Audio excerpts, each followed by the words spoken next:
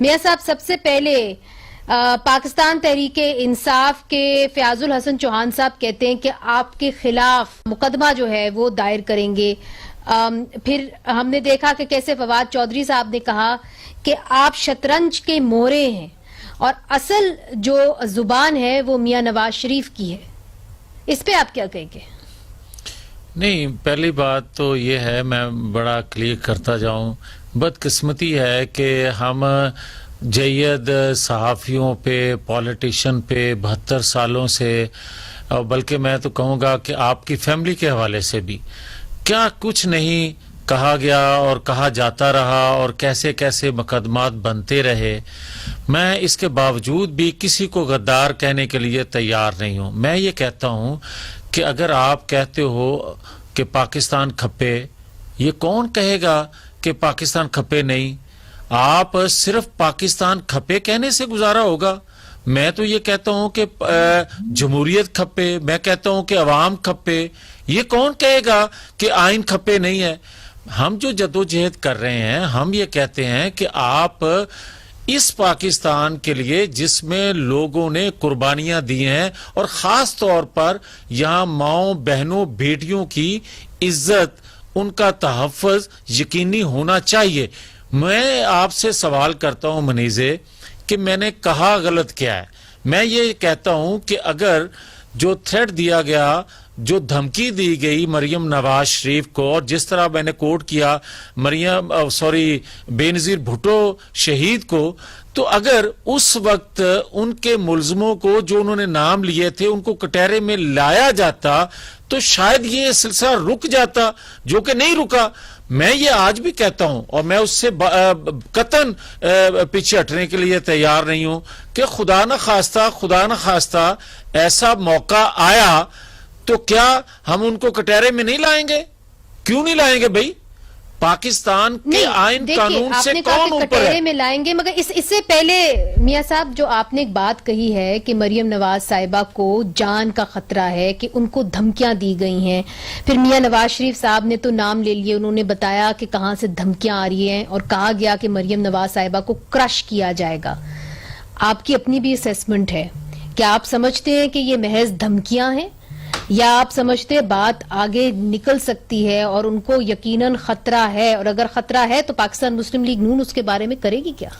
میں جو مسلم لیگ نون کر سکتی ہے، میں بیفور ٹائم وہی میں نے بات کی اور مجھے غدار کہہ دیا گیا. وجہ یہ ہے کہ ہم دوسرے درجے کے پاکستانی ہیں. منیزے، بدقسمتی آپ اس پاکستان میں ہمارے جیسے لوگوں کی دیکھیں کہ سیٹھ وقار جسٹس جو تھے انہوں نے ایک فیصلہ دیا، آئین قانون کو توڑنے والے اول درجہ کے ایک شہری کو جب سزا سنائی گئی تو اگلے دن کیسی کیسی قوتیں حرکت میں آئی اور موجودہ حکومت بھی حرکت میں آئی، اور پھر اس فیصلے کا حشر کیا ہوا. میں یہ کہتا ہوں کہ پاکستان کے اندر اگر اس طرح کی جو دھمکی جو نواز شریف صاحب نے ذکر کیا، کیا اس پہ نوٹس کسی کو نہیں لیا جانا چاہیے تھا؟ سوال تو یہ ہونا چاہیے تھا کہ کون ہے بھائی جو ایسی دھمکی دینے والا ہے؟ سوال تو یہ ہونا چاہیے تھا. کیا پاکستان مسلم لیگ نون چاہتی ہے کہ پاکستان تحریک انصاف کی حکومت اس چیز کا نوٹس لے؟ اگر وہ نوٹس لیں گے تو کیا کر سکتے ہیں؟ آپ نے تو ٹاپ براس کو نیم کیا ہے میاں صاحب. بھائی میں تو آپ کو یہ کہوں گا منیزے کہ کیا پاکستان کے ہر شہری کو حکومت وقت یا ریاست پاکستان کا فرض نہیں ہے تحفظ دینا؟ ہم نے اس پاکستان کے لیے جدوجہد کی، ہمارے آباء و اجداد نے جو قربانیاں دی، کیا ہمیں اس پاکستان میں عدم تحفظ کا شکار جب ہم ہوں گے تو کیا ہم آواز نہیں اٹھائیں گے؟ کیا مرنے کے بعد کوئی کہے گا؟ یعنی آپ چاہتے ہیں کہ ریاست جو ہے وہ مریم نواز صاحبہ کو تحفظ دے؟ تحفظ دینا چاہیے. اچھا، اب مجھے ایک چیز سمجھائیے اور بتائیے کہ ہماری جو انفارمیشن ہے اس کے مطابق یہ دھمکی جو ہے یہ آج سے 10 دن پہلے آئی تھی، یہ پچھلے کچھ دنوں کے اندر نہیں آئی. کیا یہ درست ہے؟ دیکھیں، بات یہ ہے کہ آپ نے دیکھا کہ نواز شریف کو طیارہ ہائی جیکر بنا کر کس طرح سزا سنائی گئی.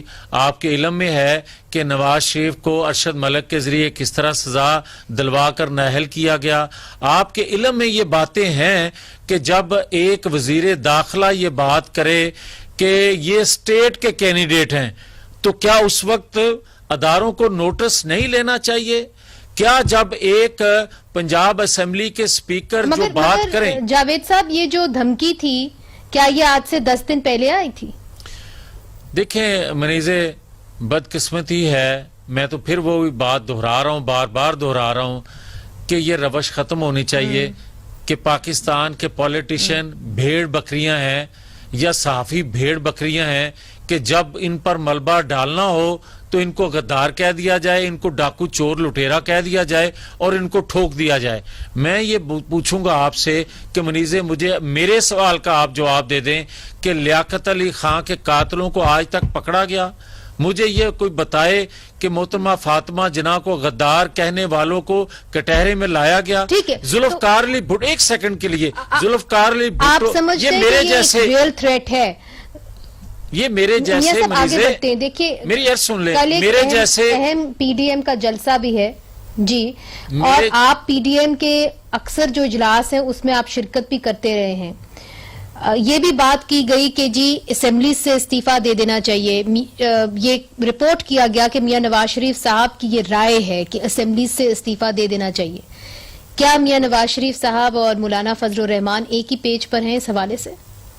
بالکل، وہ تو ایک پیج پہ ہیں. ہماری پوری خواہش ہے کہ پی ڈی ایم ساری کنسنسس سے یہ فیصلہ کرے. اس کی وجہ ہے منیزے، آپ لوگوں کی حالت دیکھیں، آپ خود بھی مانیٹر کرتی ہیں، آپ دیکھتی ہیں، آپ کا سٹاف جو ہے آپ کو بتاتا ہوگا کہ جب 2 وقت کی روٹی لوگوں کو کے لیے محال ہو جائے، لوگ انصاف کے لیے ترسیں، لوگوں کو تحفظ نہ رہ جائے، کوئی گورننس نام کی چیز نہ رہ جائے، تو کیا پاکستان کے اندر جس طرح کے لوگ مسلط کر دیے گئے ہیں اور ان کے وزیر داخلہ اکسائیں لوگوں کو اداروں کے خلاف کھڑے ہونے کے لیے اور اپنی نالائکیوں کو اداروں پر ڈال کر ان کے پیچھے چھپنا چاہیں، تو بدقسمتی سے انارکی، بدقسمتی سے خانہ جنگی کی طرف آپ دھکیل رہے ہیں. اور ایک سیکنڈ میں یہ جملہ مکمل کر لوں. میں گزارش کروں گا کہ آپ دیکھیں ان لوگوں کے الفاظ.